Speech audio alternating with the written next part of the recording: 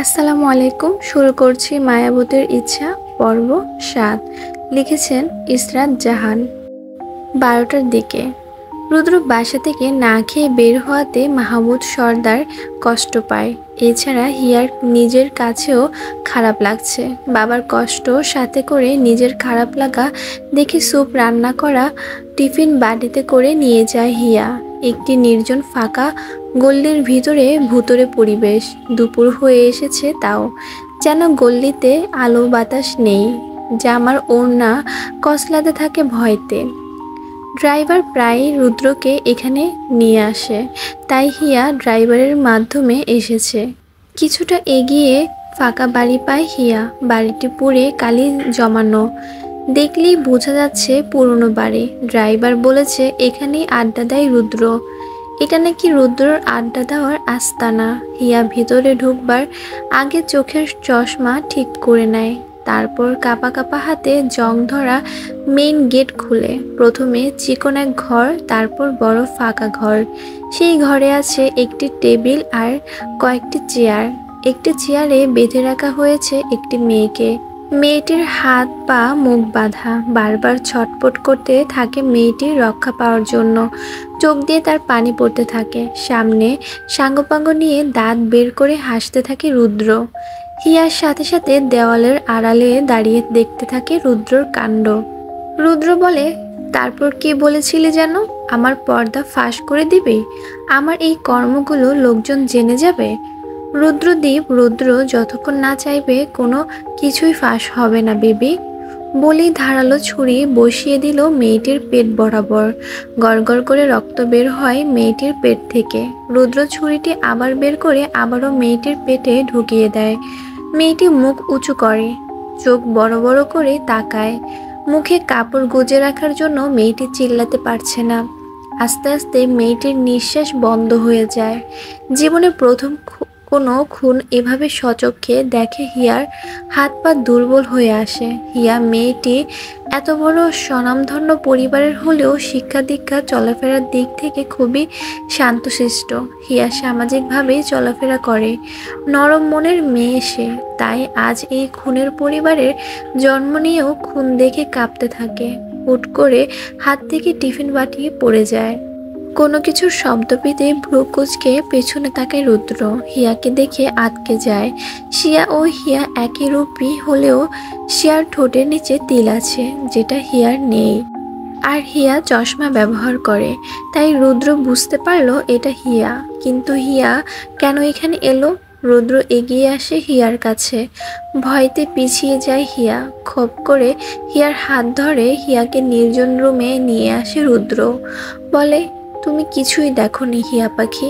রুদ্রের চোখ লাল। অতিরিক্ত ভয়ানক এক খুনিকে দেখছে হিয়া। ভয়তে ঘামতে থাকে। রুদ্রর ভয়ানক চাহনিতে কোনো উত্তর না দিয়ে হিয়া মাথা নাড়িয়ে বুঝিয়ে দেয়, হ্যাঁ, সে কিছুই দেখেনি। রুদ্র এবার হেসে দেয়, বলে, আর যদি বলো তবুও কোনো প্রমাণ নেই তোমার কাছে।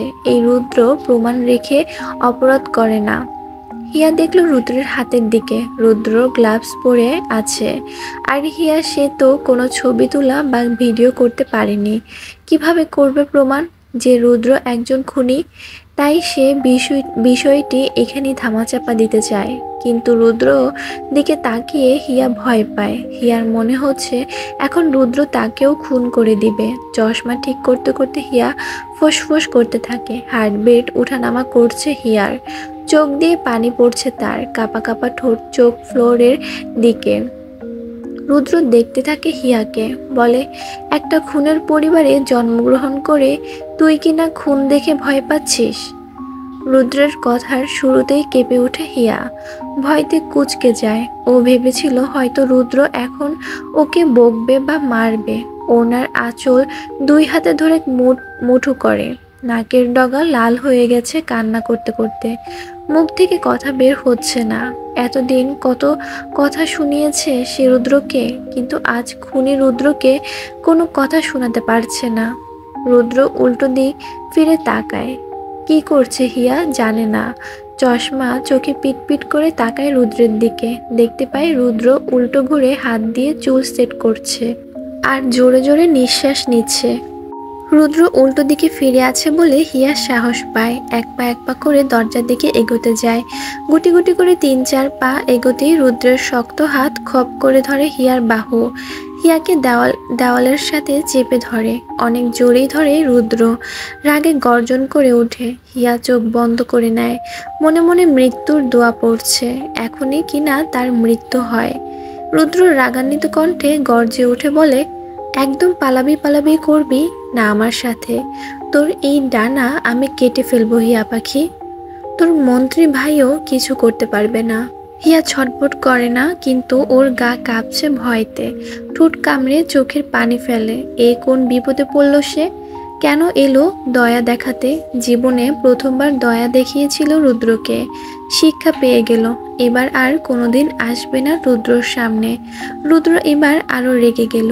হিয়ার ঘাড় ধরে ধাক্কা দিয়ে বলে, উত্তর দে হিয়া পাখি, বল পালাবি না আমার থেকে? হিয়া উত্তর দিতে না পারলেও মাথা ঝাঁকিয়ে বুঝিয়ে দেয় না। সাথে সাথে রাগের আবির্ভাব কমিয়ে হাসির ঝলক ফুটিয়ে উঠে রুদ্রের মুখে। বলে, এখানে কেন এসেছিলি? হিয়া উত্তর না করে মেন গেটের দিকে তাকায়। রুদ্র হিয়ার অক্ষি দৃষ্টি লক্ষণ করে সেদিকে তাকায়। দেখতে পায় টিফিন বাটি। তখন এটা পড়ে যেই শব্দ হয়। বাটির কাছে যেয়ে বাটিটি এনে হিয়ার সামনে দাঁড়িয়ে পড়ে। বাটি খুলে দেখে খাবার, কিন্তু সকালে খাবার টেবিলে যে খাবার দেখেছিল ওগুলো না। এখানে চিকেন স্যুপ আছে। বাটি পড়ে যাওয়ায় বাটির ঢাকনার কিছুটা স্যুপ লেগে গেছে। রুদ্রর হিয়ার দিকে তাকিয়ে বলে, তুই রেঁধেছিস হিয়া পাখি? রুদ্রের চোখে মুখে হাসির ঝলক। এটা আসল নাকি নকল বুঝতে পারছে না হিয়া। নির্মমভাবে কাউকে খুন হতে দেখার পর খুনিকে নিজের সামনে দেখছে। খুনি আবার তার সাথে হেসে হেসে কথা বলছে। রাগ ঘৃণা সবকিছু কাজ করছে হিয়ার মনে, কিন্তু সে কাউকে বলতে পারবে না। কেউ বিশ্বাস করবে না তার কথা। প্রমাণ ছাড়া বললে সবাই ভাববে মজা করছে বা মিথ্যা কথা বলছে। আর বড় কথা, হিয়া এখানে কেন এসেছে এটাই আগে প্রশ্ন উঠবে। রুদ্র চামচ নিয়ে স্যুপ খেতে থাকে। বলে, এত যত্ন তো আমাকে আমার মা মানে তোর ছোট কাকি করে না? তুই করছিস কেন হিয়া পাখি? ভালো টালো বাসলি নাকি নষ্ট রুদ্রকে? হিয়া কোনো উত্তর না দিয়ে এবার সাহস জুগিয়ে বলে, বাসায় যাব। হিয়ার কণ্ঠ মিনমিনে। কিছুই শুনতে পায়নি রুদ্র। রুদ্র বুঝতেই পারল না বেচারি হিয়া কিছু বলেছে। হিয়া এবার গলা খাকারি দিল। রুদ্র তাকালো হিয়ার দিকে। পানির বোতল নিয়ে হিয়াকে দেয়। হিয়ার সাথে সাথে বোতল নিয়ে পানি পান করে। গলা ক্লিয়ার করে বলে, এবার আমি বাড়ি যাব। রুদ্র বলে ওঠে, হ্যাঁ চল, আমিও তোকে এগিয়ে দিয়ে আসি। কোনো দরকার নেই, আমি একাই পারবো। যেভাবে এসেছি। হুম, আমার রাজ্যে এসেছিস নিজের ইচ্ছায়, রাজ্য থেকে যাবি আমার ইচ্ছাতে। হিয়া তাকালো চারপাশে। এই ভুতুড়ে এলাকায় রুদ্রের রাজ্য? এটা তো একটা পোড়া বাড়ি। রুদ্র হিয়ার দিকে তাকিয়ে বলে, এই পোড়া বাড়ি আস্তে আস্তে হয়ে উঠবে আলিশান বাড়ি। বাড়িতে থাকবে হিয়া ও রুদ্রের জুটি, হিয়াদ্র। হিয়া তাকায় রুদ্রের দিকে, কিন্তু ভয় পেয়ে চোখ সরিয়ে নেয়। রুদ্র জিভে কামড় দিয়ে বলে, উফ সরি। এখানে থাকবে আরও এক জুটি, কিন্তু তাদের আগমন এখনো অনেক দেরি। অবাক হয় হিয়া। রুদ্রের কি কোনো প্ল্যান আছে তাকে নিয়ে? খুব খারাপভাবে ফেঁসে যাচ্ছে সে। তাড়াতাড়ি এখান থেকে যেতে চায়। রুদ্র হিয়াকে বলে, আমার খাওয়া শেষ, চল বাসায় যাই। এমনি তো দুপুরের জন্য বাসায় যেতাম। হিয়া মাথা নাড়িয়ে হ্যাঁ বুঝিয়ে হাঁটা দেয় রুদ্রের সাথে। রুদ্র মেসেজ করে কাউকে কিছু একটা লেখে। হিয়া দেখেও না দেখার ভান করে। অন্ধকার রুমে ইজি চেয়ারে বসে কিছু একটা হিসাব কষতে থাকে একজন যুবক। আর মাত্র কয়েকটা মাস, তারপর সে ফিরবে তার প্রেয়সীর জীবনে। প্রেয়সীর ছবিগুলোর দিকে তাকিয়ে আছে ভালোবাসার নয়নে। বলে, আমার অপেক্ষার সময় শেষ হতে যাচ্ছে, তুমি রেডি থেকো মাই লাভ। খুব শীঘ্রই তোমার স্বপ্নের ভুবনে আলাপ হবে আমার সাথে। বলতে না বলতে একটি মেসেজ আসে তার ফোনে। মেসেজটি রুদ্রের দেওয়া। ঠোঁট কামড়ে হেসে বলে, তোর প্রেয়সী তো তাও ভীতু, কিন্তু আমার প্রেয়সী যে চতুর, ওকে বসে আনা আমার জন্য একটু কষ্টকর। রুদ্রের রিটার্ন মেসেজ আসে, don't worry, she will be your. যুবকটি হেসে বলে, শি ইজ অনলি মাই প্রেয়সী, শুধু আমার হবে আর কারো না, বলেই হাসতে থাকে এই ফাঁকা রুমে। মায়া সোফায় বসে ল্যাপটপের কাজ করছে। ঢাকার ফ্যাক্টরির ইনফরমেশন নিতে থাকে তার পিএর থেকে। ইনফরমেশন নেওয়া হয়ে গেলে মায়া ল্যাপটপে কিছু গ্রাফিক্সের কাজ করে। এগুলো তার কোম্পানির হাইপ বাড়ানোর জন্য, কিছু অ্যাড এর জন্য পোস্টার লাগবে। মায়া নিজেই এসব পারদর্শী। এছাড়া আরও ভিন্ন কাজ আছে যেগুলো কেউ জানে না। কোম্পানির ড্রেসের সাথে মিলিয়ে কোন অ্যাড ভালো মানাবে এটা চুজ করতে করতে লক্ষ্য করে তার রুমের দরজায় দাঁড়িয়ে আছে রাজ। মুখে তার হাসি। মায়ের তাকানো দেখে রাজ বলে, good afternoon Mayabati. Very good afternoon মন্ত্রীমশাই। রাজ মায়ার পাশে এসে বসে। মায়ের ল্যাপটপে না দেখে মায়ের চোখের দিকে তাকিয়ে ল্যাপটপ বন্ধ করে দেয়। তারপর বলে, চলো last date of pre honeymoon complete করি। নট ইন্টারেস্টেড, আমার অনেক কাজ পড়ে আছে। কাল তো আমরা ঢাকাতে যাচ্ছি, ওখানে না হয় কাজ শুরু করো। এছাড়া ঢাকাতে তো আছে তোমার চামচা, যা হয় ফট করে কল দিয়ে আমার প্রেমের 12টা বাজিয়ে বিবিসির নিউজ বলতে থাকে। মায়া মুখে বিরক্তি ফুটিয়ে বলে, নিউজ তো আপনাকে আর আমাকে নিয়েও বের হয়েছে, খবর দেখেননি তাই জানেন না। বিভিন্ন চ্যানেলে ও সংবাদ পত্রিকায় গোটা গোটা অক্ষরে লেখা, মন্ত্রী শাহমীর রাজ ও ফ্যাশন হাউজের ওনার মেহেরুন জাহান মায়া, এদের মধ্যে কিছু তো আছে বলে ধারণা করা হয়েছে। রাজ ডোন্ট কেয়ার ভাব নিয়ে বলে, আছে তো আমাদের ভিতর অনেক কিছুই, শুধু তোমার একটা কবুল বলার অপেক্ষা। যা আছে তা আমি দেখে নিব। মায়া তাকে রাজের দিকে একটু রসালো সুরে রাজকে বলে, জনগণের মুখ বন্ধ না হয়ে পাওয়ার দিয়ে করবেন। আপনার ঘরের লোকদের কি করবেন, স্পেশালি আপনার যারা বেবি। রাজ সোফায় মাথা হেলিয়ে দেয়, দুই দিকে দুই হাত ছড়িয়ে বলে, মনে করে দিলে তো আমার যারা বেবির কথা। ওর জন্য অবশ্য একটা গিফট নিব বলেছিলাম। আই থিঙ্ক তোমার থেকে বেটার গিফট ওর জন্য আর কিছু না। মায়া কটমট চোখে বলে, আমি কারো গিফট নই। আমার রাস্তায় কেউ একবার পা দিতে আসলে তার পা আমি ওখানেই আগুনে পুড়িয়ে ছারখার করে দেব। রাজ কিছু চিন্তা করার অভিনয় করে বলে, আমি ভাবছি না, না আমি কল্পনা করছি তোমার হাতে বড় এক গরম লোহা, তার সাথে আলিঙ্গন করছে আমার যারা বেবির পা। উপস, কি ধামাকা এক মোমেন্ট হয়ে যাবে। রাজের কথা শুনে মায়া নিজেই এবার হেসে দেয়। রাজ ভুল কিছু কল্পনা করেনি। মায়া কখনো নিজের জিনিস অন্যকে ভাগ করবে না। উল্টো তার জীবনে কেউ তৃতীয় ব্যক্তি হয়ে আসলে মায়া তাকে শেষ করে দিবে। রাজ মায়ের দিকে কিছুক্ষণ তাকিয়ে অতঃপর বলে, অনেক হয়েছে, চলো আজ আমরা জঙ্গলের দিকে যাব, ওখানে রাতে আনন্দ করব। আমার প্রিয় বেবির আছে ওখানে। বেচারা হানিমুন করতে এসে শাস্তি মতো বউকে সময় দিচ্ছে না, খালি বসের জন্য দৌড়াদৌড়ি করতে থাকে। মায়া রাজের দিকে তাকিয়ে একটি তাঁবু ও কিছু জিনিসপত্র প্যাক করে নেয়। তারপর দুজনে মিলে একসাথে রওনা হয় জঙ্গলের দিকে। পিয়াস ও মৌ আগেই সেখানে আছে কিছু সংখ্যার গার্ড নিয়ে, আর বাকি গার্ড রাজ ও মায়ার সাথে আছে। মায়া রাজের সাথে হাঁটতে হাঁটতে একটি মেসেজ পায়। সেখানে লেখা, Mohan Sardar is now in middle position, his all product are fact. এখন তার প্রোডাক্ট কোনো দোকান বা সুপার শপ ক্রয় করতে ইচ্ছুক নয়। মেসেজটি দেখে স্মিত হেসে মায়া, যে কাজটি সে করতে পারেনি সেই কাজটি অন্য কেউ করে দিচ্ছে, কিন্তু কে করছে এটা জানতে হবে। মায়ার শুভাকাঙ্ক্ষী যে সে এখন দেশের বাইরে, আপাতত তাকে মায়া এসবের থেকে দূরেই রেখেছে। মায়া রিপ্লাই দেয়, try to find her or him, I want to know all information. Here জ্বর এসেছে, জ্বরে কাঁপাকাঁপি করে রাতে ঔষধ খেয়ে ঘুমিয়ে গেছে। হিয়ার দুই পাশে দুই বোন শিয়া ও মিলি বসে আছে। রুদ্র হিয়াকে বাসায় দিয়ে গেছিল আর ফিরছে রাত্রে। বাসায় এসে সোনালের কাছে শুনতে পেল হিয়া অসুস্থ। তাড়াতাড়ি করে দৌড়ে চলে গেল হিয়ার ঘরে। হিয়াকে ঘুমন্ত অবস্থায় মায়াবী লাগছে। রুদ্র তাকিয়ে থাকে হিয়ার মুখপানে। অতঃপর মিলিকে বলে, কতক্ষণ ধরে ওর এই অবস্থা। মিলি রুদ্রকে দেখে বলে, বিকাল থেকে, ওই যে তোমার সাথে বাসায় এসেছিল তখন থেকে এই অবস্থা। ডক্টর দেখিয়েছিস? আরে না, জ্বরের ওষুধ দেওয়া হয়েছে, ঠিক হয়ে যাবে। খুব বড় ডক্টর হয়েছিস তুই। মিলি খেপে গিয়ে বলে, আমি ডক্টর না হই হবু ডক্টর, তাও আমি না হলে শিয়া। ডক্টর আর হবু ডক্টর আলাদা। শিয়া এবার মুখ খুলে বলে, এক্সকিউজ মি ভাইয়া, আমাকে কি কোনোভাবে অপমান করলে? আমি খুব ভালোভাবেই স্টাডি করছি। এসব বিষয়ে আমি অভিজ্ঞতা রাখি। আমি কখন তোকে অপমান করলাম? যা সর, দেখতে দে আমার হিয়া পাখিকে।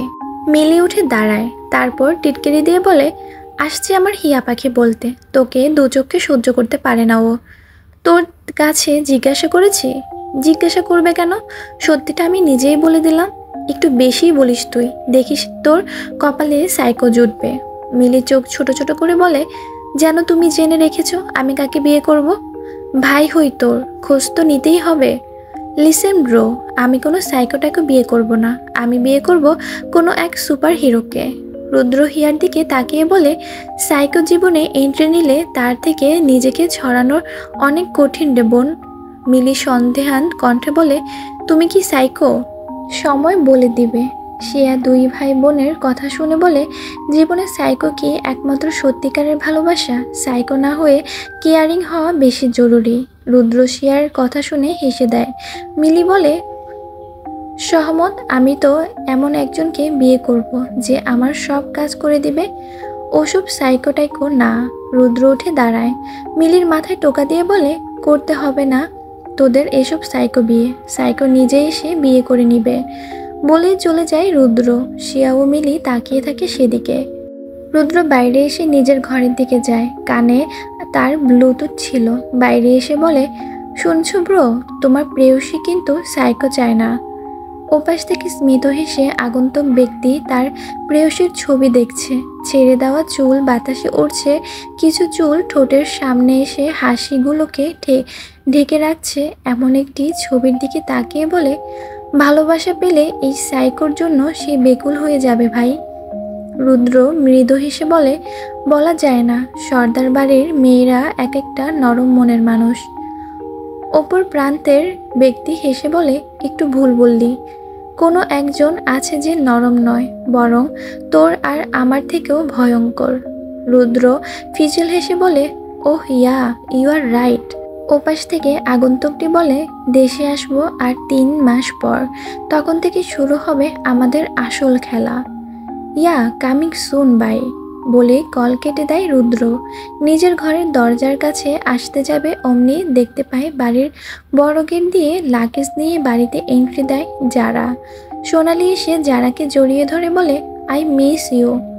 যারা ঢং করে বলে, আই মিস ইউ টু খালামণি। রুদ্র এদের ঢং দেখে বাঁকা হেসে বলে, এই এলো আরেক নর্তকী। ওপস, মন্ত্রীমশাই এর যারা বেবি। বলে ঘরে ঢুকে যায়। তাঁবু দিয়ে জঙ্গল সাজানো হয়েছে। আজ মায়া, রাজ ও অন্যরাও এই জঙ্গলে থাকবে। মিউজিক বক্সে গান বাজছে, অন্যদিকে সি ফিশ পোড়ানো হচ্ছে। সবাই একসাথে হয়ে মাঝখানে আগুন জ্বালানো হয়েছে। মায়া, মৌ ও রাজ পিয়াস এক জায়গায় বসে আগুনের তাপ নিতে থাকে। রাজ মায়ের দিকে তাকিয়ে বলে, শোনো পিউ বেবি, এখানে তোমার হানিমুন করতে এসেছো, এভাবে ফ্যামিলি গেট টুগেদার না। তুমি এমন হলে তো তোমার বউ অন্যের হয়ে যাবে। পিয়াস মিনিট 2 রাজের দিকে তাকিয়ে থেকে বুঝতে পারে রাজ কি বলতে চাইছে। আশেপাশে গার্ডরা দূরে দূরে দাঁড়িয়ে আছে। পিয়াস এসে মৌকে নিয়ে একটু অন্য দিকে যায়। ওদের যাওয়ার পরপরই রাজ মায়ের গা ঘেঁষে বসে। মায়া রাজের দিকে তাকিয়ে বলে, এভাবে গা ঘেঁষে বসার মানে কি? দূরে গিয়ে বসুন। রাজ মাথার ঝাঁকিয়ে বলে, আরও কাছাকাছি আসবো। তোমার আমার যতদিন যাবে তত দূরত্ব ঘোচাবে। আপনার ভুল ধারণা একদিন ভেঙে যাবে। আমি ভুল ধারণা নিয়ে বাঁচি না। ভুল ধারণা কার ভেঙে যায় এটা শুধু সময়ের অপেক্ষায় বুঝবে। মায়া রহস্যজনক হাসি দিয়ে আগুনের দিকে তাকিয়ে বলে, আপনার কি মনে হয় মন্ত্রীমশাই আমি মায়া অবুঝ? তুমি অবুঝ হলে তোমার প্রেমে আমি পড়তাম নাকি? আমি তো ভালোবাসি এক প্রমত্ত অগ্ননাকে। বলে মায়ার মুখের দিকে তাকিয়ে থাকে রাজ। রাজের এহেন কথা শুনে রাজের মুখপানে তাকিয়ে থাকে মায়া। তাকে প্রমত্ত অঙ্গনা বলল রাজ, এর মানে কি? এই রাজ কি সব জানে? না তো, রাজের কিছুই জানার কথা না। রাজ হেসে গলা উঁচিয়ে ডাক দেয় পিয়াসকে, বলে, তাড়াতাড়ি আমার গিটার নিয়ে আসো। মায়া অবাক হয়, এই মন্ত্রীমশাই গিটার আনতে বলছে কেন? পিয়াস গিটার আনতে রাজ গিটার বাজাতে থাকে, তারপর গায়, বেঁচে থাকার জন্যে 2 হাত রাখার জন্যে, অভিমানের জন্যে কেউ একজন লাগে।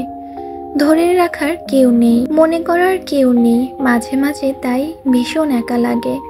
বেঁচে থাকার জন্যে, দুহাত রাখার জন্যে, অভিমানের জন্যে কেউ একজন লাগে। একলা জীবন সত্যি অনেক কঠিন, চাই আমিও থাকি কারো অধীন।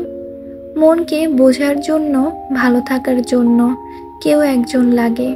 এই গানটা আপনারা নিজ দায়িত্বে শুনে নেবেন। আমার কণ্ঠটা এত সুন্দর নয়, তাই আমি গেয়ে শোনাতে পারলাম না, এই জন্য দুঃখিত। রাজের এই গান মনোযোগ দিয়ে শুনতে থাকে মায়া। মায়ের কাছে গানটি এমনিতেই প্রিয়, কারণ গানের কথাগুলো মায়ের সাথে মিশে আছে। মায়া নিজেও তো একা, তার জীবনও কোনো একজন প্রয়োজন, কিন্তু সে চায় না এমন হোক। রাত চোখ বন্ধ করে গান গাইতে থাকে। গান গাওয়া শেষ করেও চোখ বন্ধ রেখে নিঃশ্বাস নেয়। মায়া তাকিয়ে আছে সেদিকে। রাত চোখ বন্ধ অবস্থায় দুষ্ট হেসে বলে, এভাবে তাকিয়ে থেকো না মায়াবতী, দুর্বলতা তোমাকে গ্রাস করবে। এমনিতেও অজান্তে তুমিও রাজের প্রেমে ফেসেছ, কিন্তু তুমি তো তুমি, আমার জিদ্দি মায়াবতী। মায়া চোখ সরিয়ে নেয়, বলে, আপনার প্রতি দুর্বলতা হওয়ার মতো একটি কাজও আপনি করেননি মন্ত্রীমশাই। চোখ খুলে রাজ মায়ার দিকে ঝুঁকে করুণ কণ্ঠে বলে, এভাবে বলতে পারলে তুমি? গুরুত্বপূর্ণ কাজ বাদ দিয়ে এক সপ্তাহের জন্য সুপার গ্লো হয়ে ঘুরছি তোমার পিছনে। গরম পানি ঢেলে ছাড়িয়ে নিচ্ছ তুমি, আবার বলছো কিছু করিনি। মায়া ঠোঁটে মিথ্যে হাসি ঝুলিয়ে রহস্যজনক লুক নিয়ে বলে, মায়াকে সস্তা ভাবছেন আপনি? রাজ মায়ের চোখে চোখ রেখে বলে, মায়াবতীকে আমি কোনো পণ্য মনে করি না, সে একমাত্র নিখুঁত ভালোবাসার উত্তরাধিকারী। কাউকে পণ্য মনে করলে তার দাম দর করা যায়। আমি তোমাকে পণ্য নই, বরং আমার জীবনের ধন্য হিসেবে পেতে চাই। মায়া এবার কোমল চাহনি দিল রাজের দিকে। এই রাজ তার জন্য খুন করেছে, আবার এই রাজ তার জন্য কাজ বাদ দিয়েছে, এই রাজ তার জন্য অনেক কিছুই করেছে যেটা কেউ করেনি। রাজমায়ের এই শীতল চাহনি দেখে এখনই মায়ের চোখ থেকে অস্ত্র বর্ষণ হবে, যেটা মায়া কাউকে দেখাতে চায় না। তাই রাজ সবাইকে বলে, বাচ্চারা চোখ বন্ধ করো, তোমাদের মন্ত্রীমশাই এখন প্রেম করবে। কিছুটা রসিক সুরেই বলে কথাটি। সবাই সাথে সাথে চোখ বন্ধ করে। রাজ মায়ের মাথায় পিছনে হাত দিয়ে মায়ের মুখ এগিয়ে নিয়ে আসে, অতঃপর মায়াকে নিজের বক্ষে লুকিয়ে রেখে বলে, মায়াবতীর কান্না পাচ্ছে এখন, যেটা সে কাউকে দেখাতে দিবে না। তাহলে আমি কি করে পারি মায়াবতীর ইচ্ছা অপূর্ণ রাখতে? কান্না করো মায়াবতী, মন খুলে কান্না করো। তোমার এই কান্না দেখবে না কেউ, তোমার মন্ত্রী মশাইও দেখবে না। তোমার মন্ত্রী মশাই পূরণ করবে তার মায়াবতীর ইচ্ছা। রাজের কথাগুলো শুনে মায়ের চোখ থেকে সত্যি সত্যি পানি বের হয়, কিন্তু রাজের শেষ কথাতে রহস্য আভাস পায় মায়া। রাজ পূরণ করবে তার মায়াবতীর ইচ্ছা। এই কথাটির উদ্দেশ্য কি? রাজ মায়ার মাথায় হাত দিয়ে বলে, আমার পাঞ্জাবি ভিজিয়ে দিলে তো তোমার চোখের পানিতে। এখন যে আমার বুকের শীতল উষ্ণতার বৃদ্ধি পাচ্ছে, প্রাকৃতিক বাতাস ও মায়াবতীর চোখের পানির মিশ্রণে তৈরি এই শীতল অনুভূতি আমার যে এবার প্রেমের আবির্ভাব বাড়িয়ে দিচ্ছে। মায়ার সাথে সাথে রাজের বুক থেকে উঠে বলে, লুচু মন্ত্রী মশাই, এই দেখো কত শত মন্ত্রী তার বউ থুয়ে এদিক ওদিক দৌড়ায়, তারপরও তাদেরকে কেউ লুচু বলতে পারে না।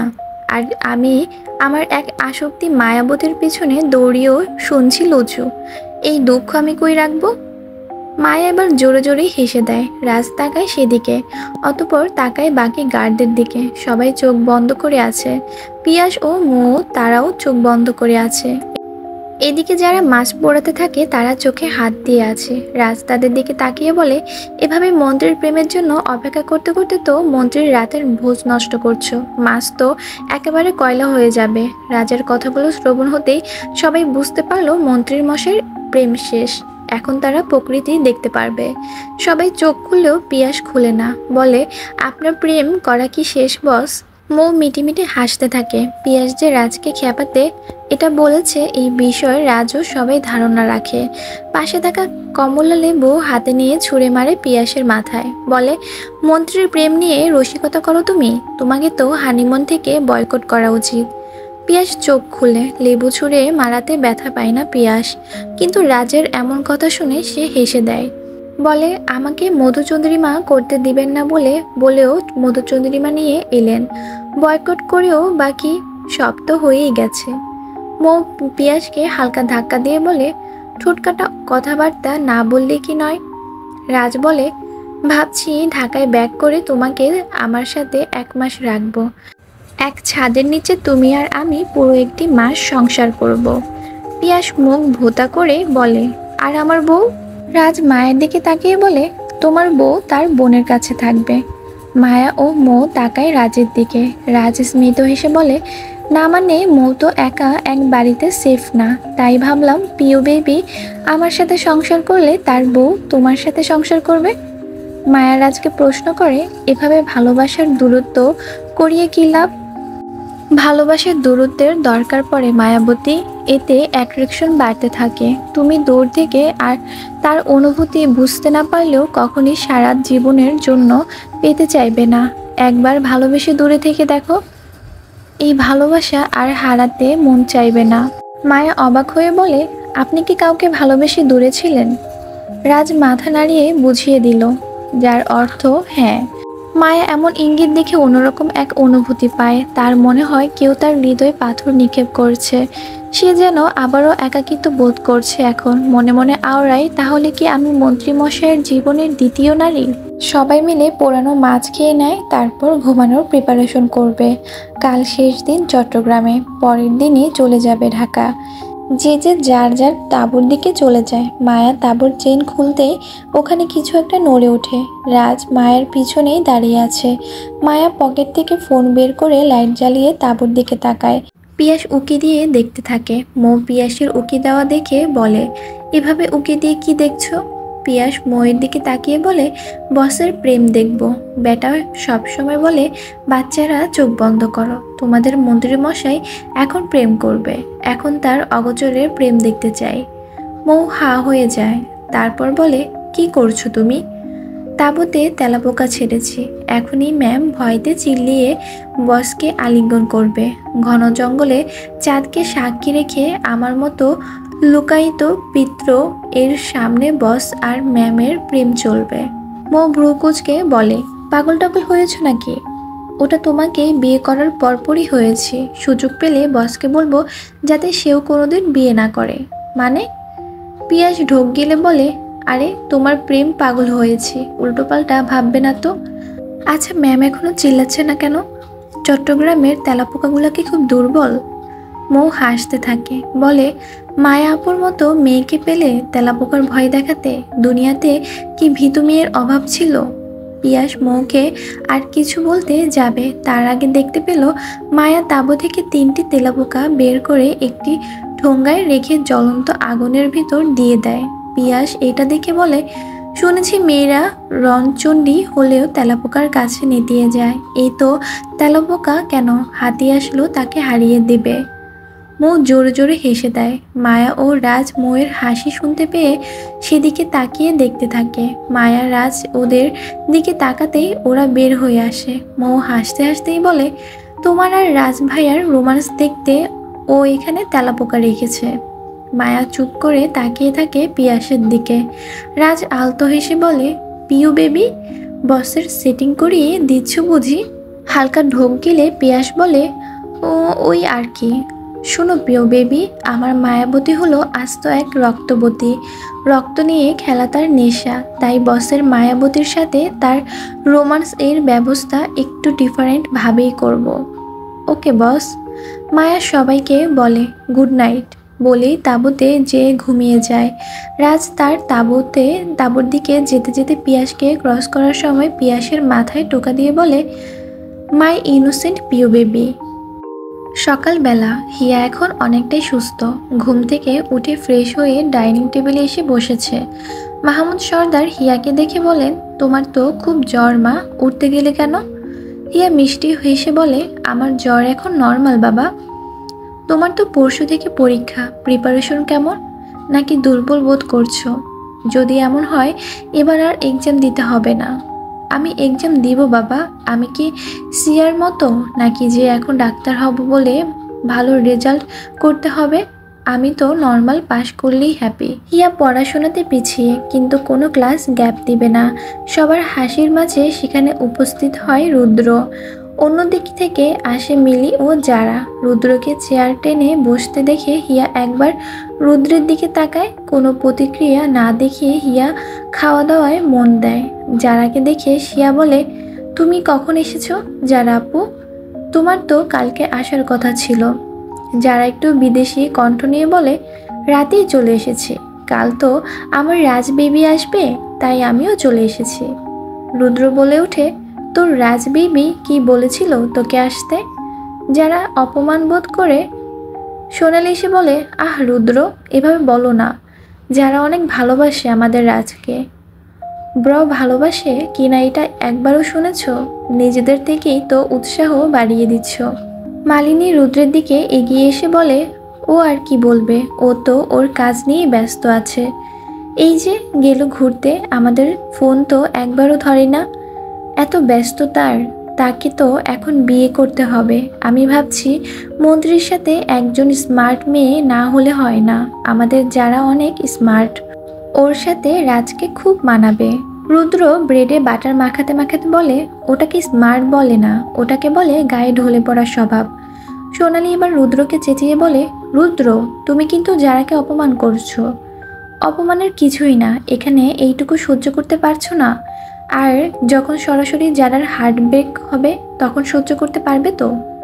সোনালি একটু থমকে যায়। উনি এতটুকু জানে রাজ গায়ে ঢলে পড়া মেয়েদের পছন্দ করে না। বিদেশে থাকতেও রুদ্রকে বারে যেতে শুনলেও রাজ কখনো যায়নি। মালিনী রাজের খোঁজ নিলে জানতে পারত রাজ বাসায় বই পড়ছে বা ল্যাপটপে কোনো শিক্ষণীয় ভিডিও দেখছে।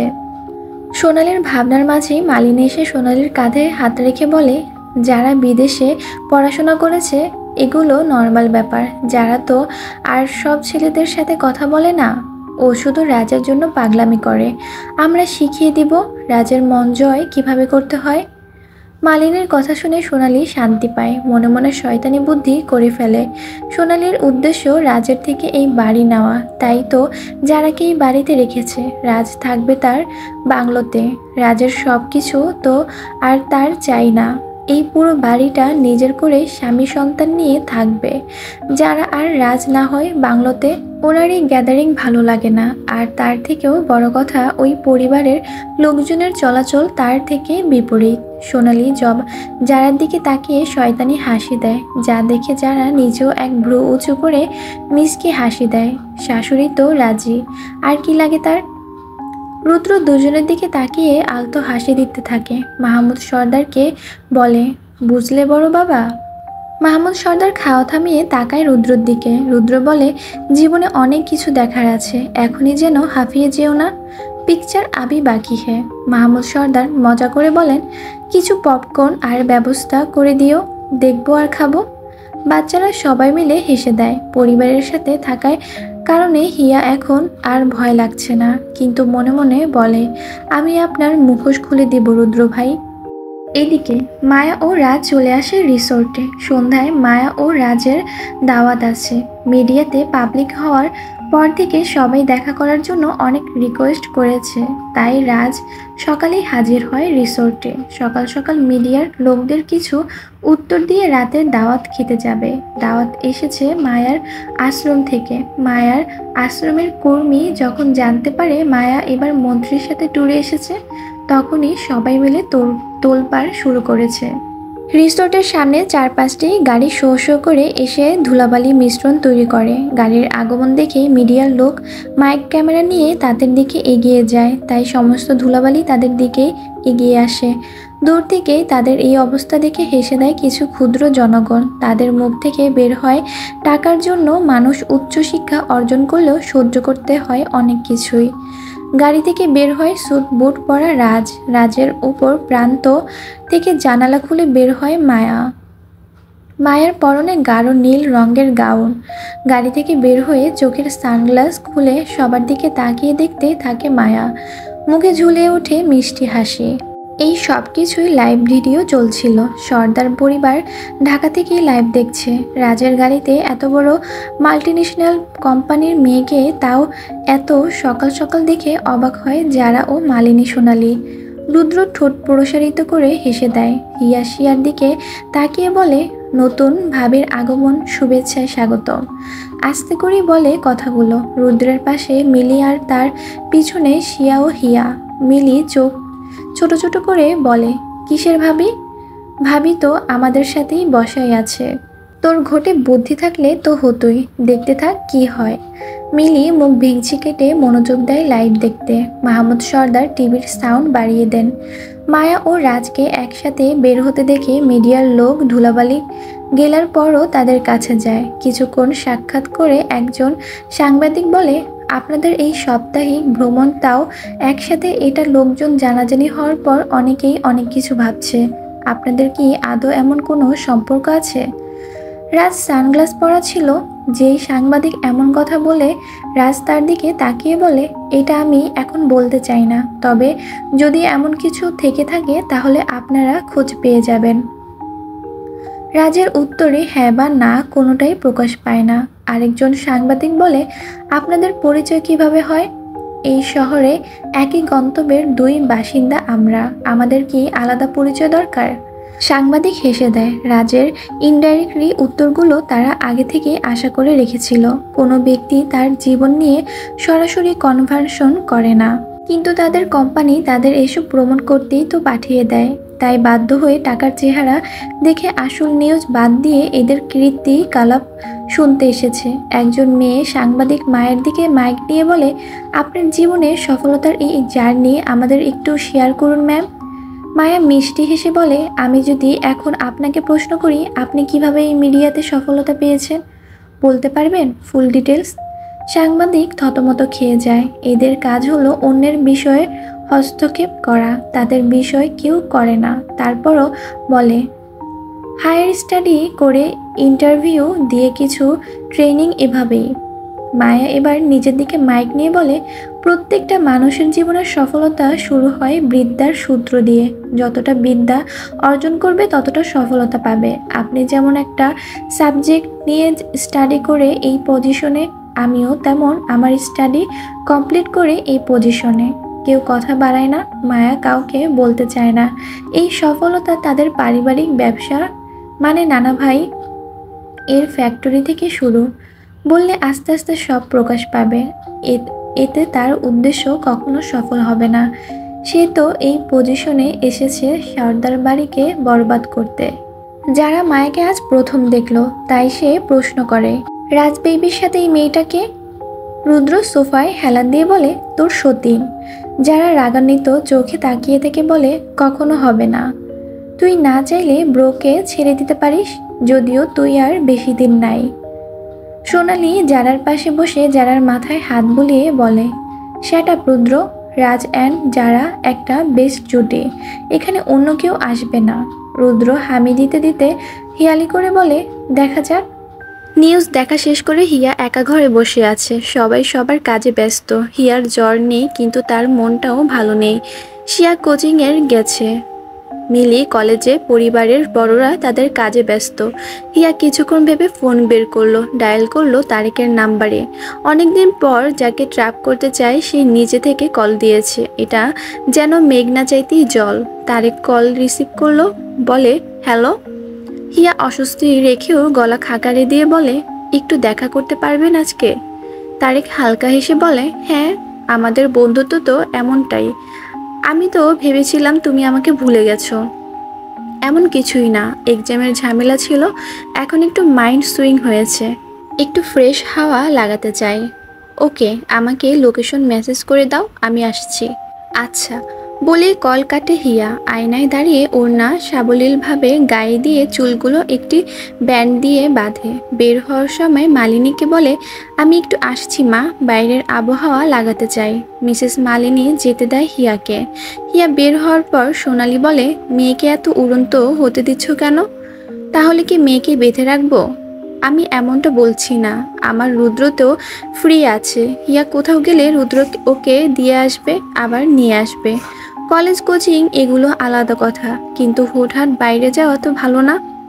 সোনালের কথাগুলো অন্য ইঙ্গিত করলেও মন্দ লাগেনি মালিনীর কাছে। হিয়া এখন প্রাপ্তবয়স্ক, এই সময় মেয়েদের অনেক দিকেই নজর যায়। কিছুক্ষণ ভেবে মালিনী বলে, তুমি ঠিক বলেছ, হিয়া আজকাল একটু বেশি উঠছে। দেরি করে আসা যাওয়া আমার পছন্দ না। মালিনীর এমন কথা শুনে সোনালি হেসে দেয়। তার তো এটাই উদ্দেশ্য, হিয়াকে ঘরবন্দি করে রুদ্রর করে দেওয়া। হিয়া ডাক্তার হতে চায়, তার জীবন ভিন্ন, কিন্তু হিয়া তার কোনো স্বপ্ন নেই। হিয়াকে রুদ্র পাবে আর রাজকে যারা, এদের দ্বারা তার স্বার্থ উসুল হবে। হিয়ার সাথে কথা শেষ করে তারেক মায়াকে মেসেজ করে, আপনার প্ল্যান কাজ করেছে ম্যাম। আজ পাখি নিজে থেকেই খাঁচায় দেখা দিতে এসেছে। তারেকের মেসেজ দেখে মায়া ঠোঁট প্রসারিত করে হাসে। সে বুঝতে পারে তারেকের কথার মানে। মায়ার সামনাসামনি সোফায় বসে আছে রাজ, দৃষ্টি তার মায়ার দিকে। তাদের আড়াআড়ি সোফাতে বসে আছে পিয়াস ও মৌ, মাঝখানে একটি বড় টি টেবিল, সেখানে আছে দুপুরের ভিন্ন খাবার। রাজ মায়ার হাসি দিকে তাকিয়ে বলে, তো মায়াবতী, গুড নিউজ পেতে খুব ভালো লাগে। মায়ের হাসিতে ঠোঁটজোড়া একটু চওড়া হয়, কিন্তু রাজের কথায় তা স্বাভাবিক হতে থাকে। রাজ মায়ার এই আতঙ্ক দেখে বলে, জীবন যুদ্ধে ভয় পেতে নেই মায়াবতী, আমি তো শুধু এমনি বলেছিলাম। তোমার এই মিষ্টি হাসি তো সবসময় দেখা হয় না, তাই হঠাৎ একবার কি দুইবার দেখেছি। মায়া রাজের কথাটি স্বাভাবিক নিয়ে বলে, জীবন যুদ্ধে মায়া ভয় পায় না। ভয় নামের শব্দ মায়া তার ডিকশনারিতে রাখে না মন্ত্রীমশাই। রাজ তার বাম দিকের বুকের উপর হাত রেখে বলে, মাই ব্রেভ মায়াবতী, আমার এই জায়গাটার বসবাস করে। পিয়াস এবার রাজের দিকে তাকিয়ে বলে, কিন্তু বস, আপনি ম্যামের কোন জায়গায় বসবাস করেন? মৌ আর মায়া হেসে দেয়। রাজ পিয়াসের দিকে তাকিয়ে বলে, তোমাকে কেন দেখাবো আমার বসবাস? তুমি তোমার বউয়ের সাথে সুখে করো বসবাস। এদের কথা শুনলে মৌ খুব মজা পায়। মৌরাজকে বলে, আপনি একমাত্র সেই ব্যক্তি যে পিয়াসকে সঠিকভাবে সাহায্য করতে পারেন। রাজ নিজের এত ভালো সুনাম শুনে বলে, আমার থেকে ট্রেনিং নিও। তোমার বর সুবিধার না, ওকে টাইট দিয়ে রাখতে হয়। পিয়াস এবার মুখটা বিড়ালের মতো করে রাখে। মৌ তো হো হো করে হাসতে থাকে। এই রাত যেমন পিয়াসকে আগলে রাখে, ঠিক তেমন পিয়াসকে পচাতে থাকে।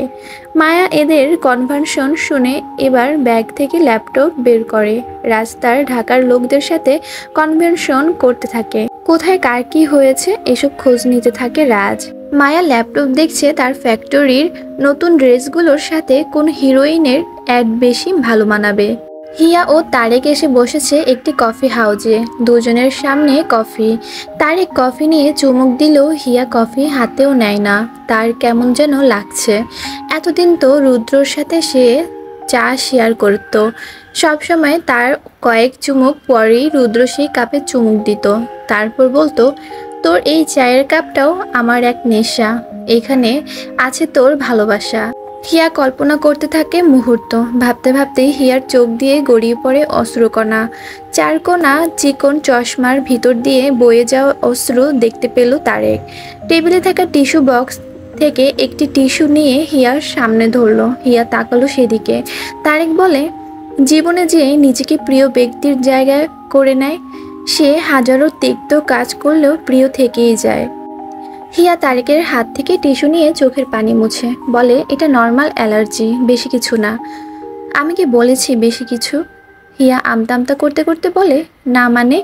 বন্ধুত্বের সম্পর্ক আমাদের হিয়া, এখানে এমন ইনসিকিউর হওয়ার তো কথা নয়। হিয়া হালকা হাসি দেখায়, বলে, ঠিকই বলেছেন আপনি, আমাদের বন্ধুত্বে কোনো ত্রুটি নেই। তুমি কিন্তু আমাকে বন্ধুত্বের দাবিতেই ডেকেছ। আমি তোমার বর্তমান অবস্থা সম্পর্কে অবগত নই, কিন্তু তোমার মন খারাপ সম্পর্কে অবগত। কারণ একজন মানুষের মন খারাপের সময় তার বন্ধুত্বের সাপোর্ট দরকার। ঠিক বলেছেন আপনি, আসলে আমার এখন একটু বন্ধুত্বের প্রয়োজন। আমার সাথে মেশার কেউ নেই, সবাই যে যার মতো ব্যস্ত। আমি আমার একমাত্র সঙ্গী আমার উপন্যাসকে বেছে নিয়েছিলাম, কিন্তু এখন ওখানেও মন বসাতে চায় না। যদি কিছু মনে না করো তাহলে আমাকে কি শেয়ার করা যাবে? হিয়া মাথা নাড়িয়ে হ্যাঁ বোঝায়, তারপর বলে, আসলে আমি একজন ভুল মানুষের প্রতি আপ্লুত হয়েছি। মানুষটির যত প্রকার সাইড দেখেছি সবই জঘন্য। আমি তাকে একটাও ভালো কাজ করতে দেখিনি। মেয়ে নিয়ে ঘুরতে দেখেছি, মেয়েদের সাথে বারে যেতে দেখেছি, মেয়েদের সাথে ফুর্তি করা তার স্বভাব। এখন তো আবার তাকে বলেও বলতে পারল না হিয়া। খুন করা শব্দটি ব্যবহার করতে কেমন দ্বিধা লাগছে তার মাঝে। তারেক বলে, কি হলো, কি দেখেছিলে? আছে কিছু একটা, কিন্তু এগুলো দেখে তার উপর ঘৃণা ধরে গেছে। কিন্তু তার অবর্তমানে আমাকে তার জন্য খুব করে মনটা পোড়ায়। তারেক হিয়ার চোখের দিকে তাকিয়ে বলে, এটাকে কি বলে জানো? হিয়া মাথা নাড়িয়ে বুঝিয়ে দিল না। তারেক বলে, মনের গহীনে তাহার বসবাস। হিয়া অবাক নয়নে তাকিয়ে বলে, কিন্তু? হিয়ার কিছু বলার আগে তারেক বলে, আমরা আমরা যখন কাউকে ভালোবাসি তার ব্যাকগ্রাউন্ড দেখি না। দেখো হিয়া, আমি বলবো না তুমি ওই লোকটিকে ভালোবেসে গ্রহণ করো, এটা একান্তই তোমার সিদ্ধান্ত। কিন্তু বন্ধু হিসেবে বলবো যে ভালোবাসা মানুষ বিবেচনা করে হয় না, ভালোবাসা হয় মন থেকে। এটা যে কোনো সময় যে কোনো মুহূর্তে গড়ে ওঠে। আপনার মনে হয় আমি তাকে ভালোবাসি?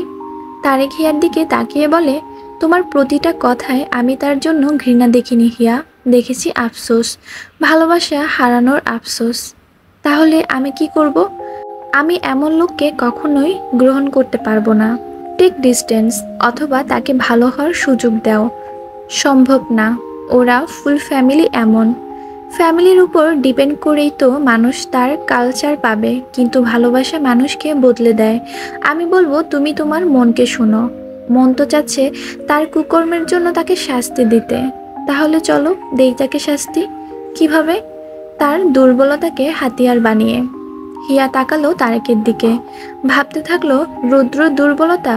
মনে পড়ল রুদ্রর বড় দুর্বলতা তো সে নিজেই। অতঃপর একটি মিষ্টি হাসি দিয়ে বলে, আপনি একদম ঠিক বলেছেন, তার দুর্বলতা দিয়েই আমি তার শেষ করব। গুড। হিয়া কিছু একটা ভেবে তারেককে বলে, আচ্ছা আপনি কি কখনো একজন খুনিকে নিজের জীবনের জায়গা দিবেন? তারেক হিয়ার দিকে সরু চোখে তাকালো, তারপর বলে, খুনের দুই রকম রূপ থাকে হিয়া।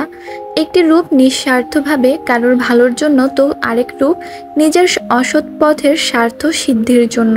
আমি বুঝে শুনে পা ফেলবো আমার জীবনসঙ্গীর দিকে। হিয়া আলতো হেসে কফি শেষ করে বিদায় নিল। হিয়ার যাওয়ার দিকে তাকিয়ে আছে তারেক। হিয়ার চুল অনেক বড়, ঝুঁটি বেঁধে পিছনে ঝুলানোর চুলগুলো দুলতে থাকে।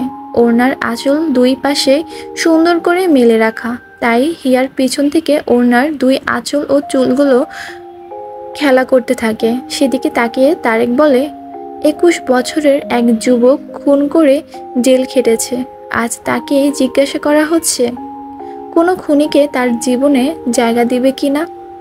কথাগুলো বলে চোখ বন্ধ করে তারেক। চোখের পাতা বন্ধ করতেই দুই চোখ দিয়ে বিন্দু বিন্দু ফোঁটা বের হয়।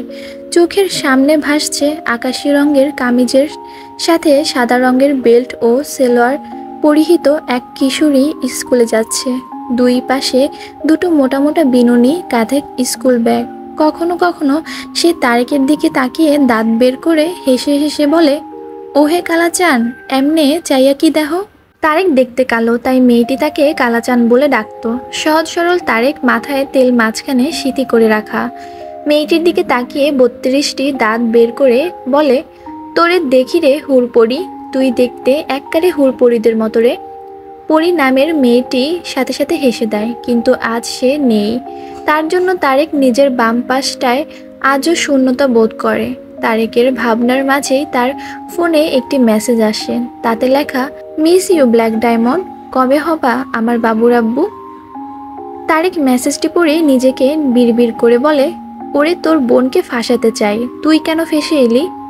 সন্ধ্যায় আশ্রমে যাবে বলে নিজেকে রেডি করছে মায়া। ফ্যাক্টরি থেকে আশ্রমের লোকজন ভালোবেসে মায়াকে একটি তাঁতের শাড়ি কিনে দেয়। ওটা পরেই আয়নার নিজেকে তৈরি করতে থাকে। ফুল হাতার নীল তাঁতের শাড়ি দিয়ে একদম বাঙালি আবির্ভাব ফুটিয়ে তোলে নিজেকে। শাড়ির উপরে চিকন কাজের একটি হার গলায় দেয় মায়া, তাতে কিছু গোলাপি ও কালো রঙের কম্বিনেশনের চুড়ি পরে। কপালে ছোট একটি কালো টিপ দেয় মায়া। নিজেকে আয়নায় দেখে নেয়, সব দিক থেকে পারফেক্ট আছে সে। বাইরে বের হলে ব্যস্ত হবে, তাই এখনই হাসিকে কল দিয়ে কথা বলতে চায় মায়া। হাসিকে ভিডিও কল দেওয়ার সাথে সাথে কল রিসিভ করে হাসি। হাসি মায়ার দিকে তাকিয়ে বলে, আমার মায়াবতী মা। মায়া হেসে দেয়, বলে, তুমিও হাসিমা? কেন তোমার মন্ত্রীমশাই একাই তোমাকে মায়াবতী বলবে, আমি বলতে পারি না? তুমি আমার দ্বিতীয় মা, তুমি তো আমাকে ভালোবেসে ডাকবেই। আশ্রমে যাচ্ছ বুঝি? হ্যাঁ। আমার সামনে থাকলে এখন তোমাকে আমি কালো টিকা দিয়ে দিতাম। তোমাকে মাশাল্লাহ অপূর্ব লাগছে। বলছো? হ্যাঁ রে মা, তোমার মন্ত্রীমশাই ফিদা হয়ে যাবে। হসপিটালের কি অবস্থা হাসিমা? সব কিছু নর্মাল, একটু একটু ভালো রেসপন্স পাচ্ছি, জানি না কি হয়।